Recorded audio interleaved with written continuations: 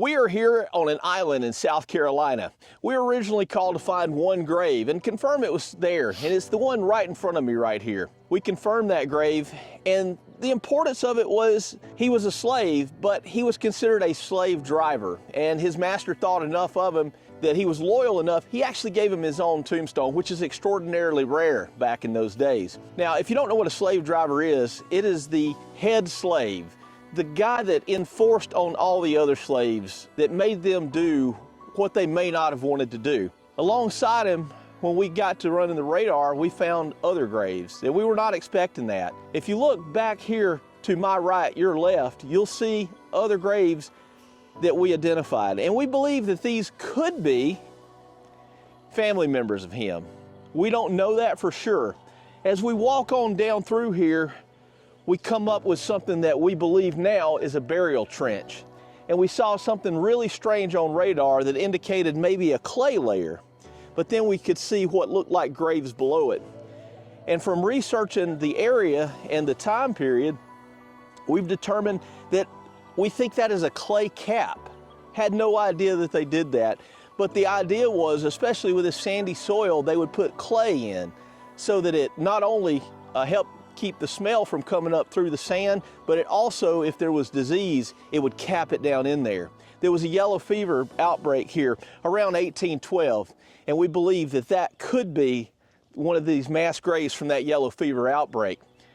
We're going to measure that out and also check it again with the radar, also check some of these other graves as well. We've probed this one on the end.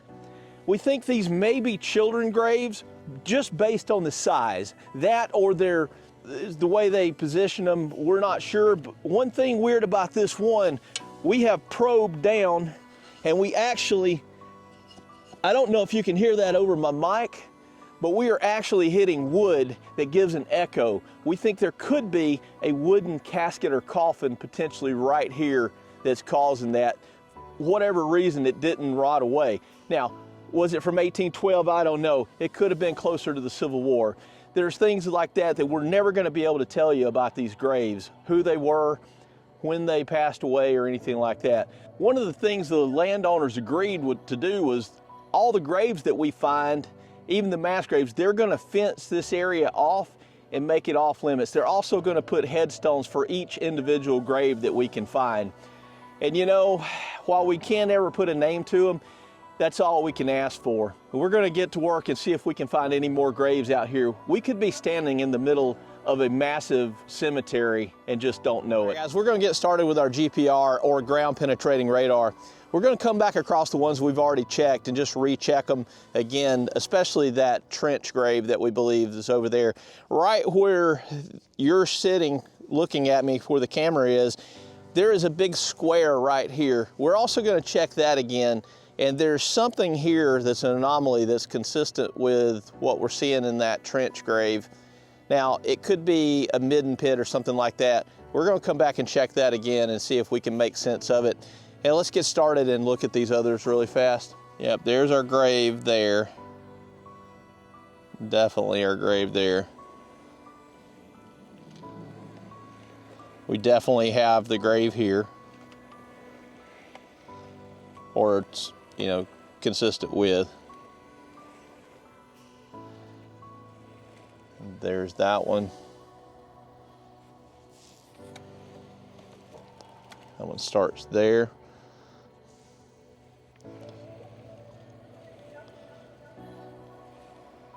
And that one.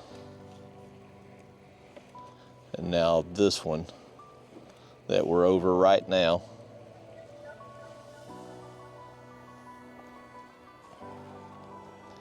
Okay, now we're starting into that trench, and I'm going to go ahead and mark where that trench starts.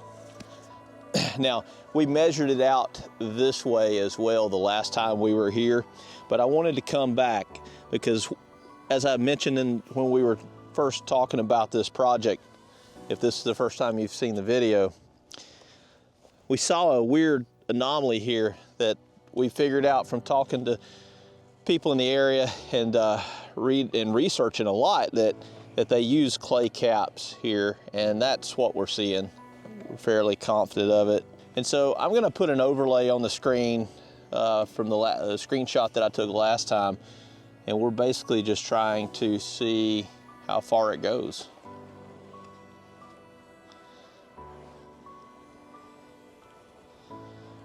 And we're trying to, I don't know if we can get a for sure count of how many people are buried in this trench, but we're gonna do our best.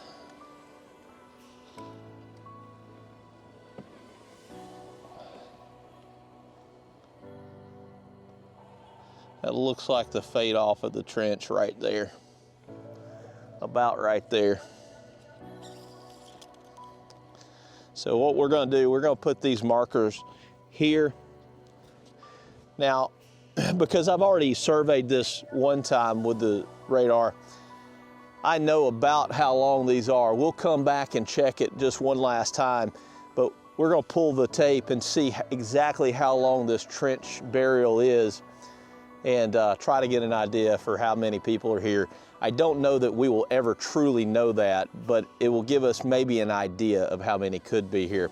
I'm just gonna run back across these really fast, the ones that we've seen here, because we had this bush hogged and now that grass has died and we raked some back. And so that made pushing the radar a lot easier across here. So I'm just coming across here again just to make sure that I didn't miss any before. And I don't think so, but that actually looks like one right there, yep. And we ran out of markers last time, so we had to reuse some of the markers. So we got one there and there. And of course, we'll line it out like we did those others as well.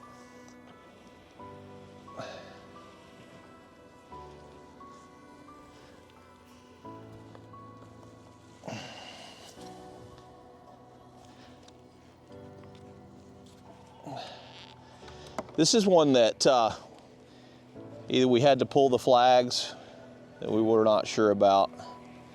And there's another one right there.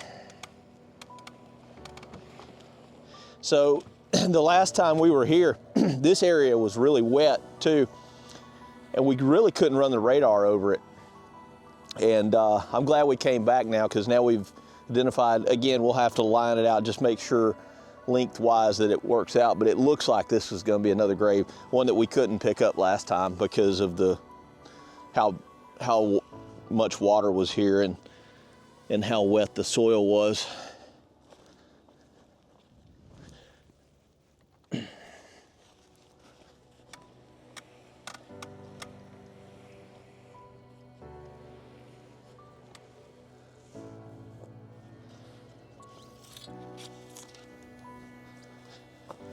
But we're gonna, like I say, just make sure.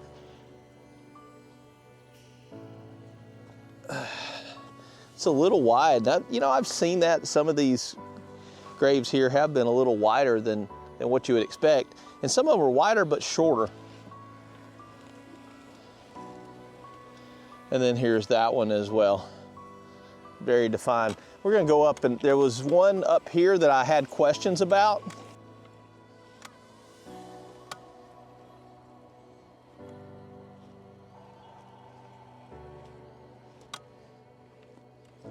There's a fall off right there.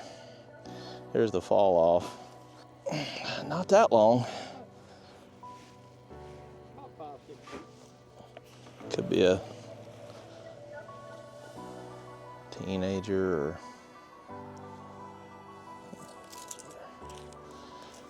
right there. I'll set one in the middle. So that's one, I believe, right there as well. I think these are probably buried at different times because they're just everywhere. So we're looking at investing in a radar that we can walk with it down to our side. I don't know how well they work. We're gonna look at some of those as well, especially for some of these rougher terrain areas. And we'll keep you guys updated if you're interested in that as well. We identified a spot when we were out here the first time, if you remember, that was about 25 or 30 yards square. We didn't measure it off. That's right. Right here next to the slave driver grave. And I kind of was worried it could be a mass grave, kind of like that one that was 30 foot. But from once you guys have cleaned it up, we're now seeing a lot of oyster shells. And then we both probed right here as well and felt a lot of oyster shells. Now, there is a clay cap down here, but they would occasionally clay cap their midden pit. So I think this probably right here is a midden pit. But we do have one mass grave here. Come on and let's walk over here and take a look, guys, and just see what all we found.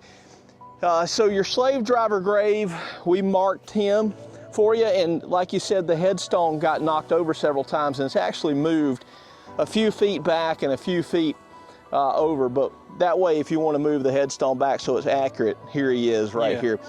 We found this smaller grave right here beside him. I would guess either a child or a wife, but that's just a guess because it's right next to him. Makes sense. We've got another one right here, and then another one. My guess is it's his family members.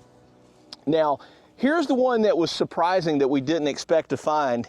And we're gonna, if we can grab the tape measure, we're gonna measure this off, and I'll tell you exactly how far it is. But we're walking along what appears to be a trench burial. And you see the clay cap layer, and I'll put that on the screen. And then below the clay cap area, you see disturbance. And so from talking to people that are familiar with this area, researching some of the articles, some of the archaeological articles and stuff, they would cap things off to try to keep not only the smell, but also disease. And we were researching and found where there was a yellow fever outbreak here in 1812. There could have been another time. We can't say for sure that this is from 1812, but it's a possibility. I believe there is probably as many as 12 or 15 people here. We'll never be able to say for sure, but that's about what it looks like, what I'm seeing disturbance-wise. And again, could be more. I don't know if they stacked them on top of each other. I really don't know. As we come on down here, we found another grave right here, and then we found, or at least what we believe is a grave here, with anomalies that are consistent with graves here, here, and here. And they're fairly symmetrical, off a little bit from these others. And then another back row here, there's two more, two there and one back there. A total of about 14 graves, not counting the mass burial. If you count that, you know, possibly as many as 30 people here. It could be more. Now, we could not go all the way back to the back because the mower, we were not able to get it cleaned up and down low enough to easily roll the radar.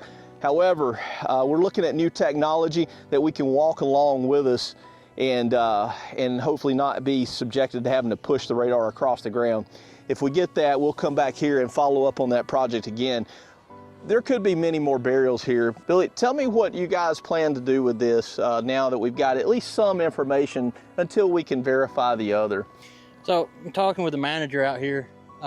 He's going to fence the area off with what we know about, and he's going to get headstones for the graves that we have identified. He's just going to have unknown, because we don't know who's on them. Yeah, and there's no way, man. There's no way, and it honors them. You know, it lets everybody know they're here. And so that's kind of what the plan is for right now. You know, these people passed away under unimaginable conditions that even if their owner was kind to them, you know, living without being able to make your own choices and freedoms, no way to live. But I tell you, if I was going to be buried somewhere, looking out across this water and this view's beautiful, and if that's any solace at all, I guess that maybe there's some in that. Could be. And I doing some of the research on this, I did kind of find that they believed if they're buried near water, their souls could travel back to Africa. Really? Yes. Okay, I did not know that. That's interesting. And so the slave driver, his master thought enough of him to put a stone there. And what you guys had been told was he got to pick this spot out. Yes, he got to pick it out. He picked out his burial That's spot. what we've been told. And there's, you know, a lot of stuff you can't really prove. Sure. It's all hand-me-down stories, right? Right. And it's, what, almost 200 years? Well, 1850 something, so. Yeah. You know, so, but from looking at this, I'm thinking that, you know, who was buried first, right? Sure, and there's no way to tell. There's absolutely no way to tell. And this was a rice plantation, is that right? Yeah. Up until as early as what, the 1700s? Did you tell me? Yeah. The earliest coin that's been found on this island is 1730. Okay. And it looks like it just fell out of a pocket. It didn't have much wear on it. Wow. And we got a bunch of 1730s and 40s. Okay. Off here, and of course there's Civil War stuff. This is a pretty good sized island. Right. There's a lot of history here. I think this was an operation from early 17s to the 1860s when the government took it away from. Matter of fact, the guy who's buried's owner, and he had to fight to get it back. Wow. Okay. Well, guys, we're glad that we were able to at least provide some answers, and we'll keep following up with this project as long as we can. Thank you for coming along for this video. If you could, be sure to drop a comment. Let us know what you'd like to see done here and your thoughts on it. Thanks for watching. We'll see you in the next video.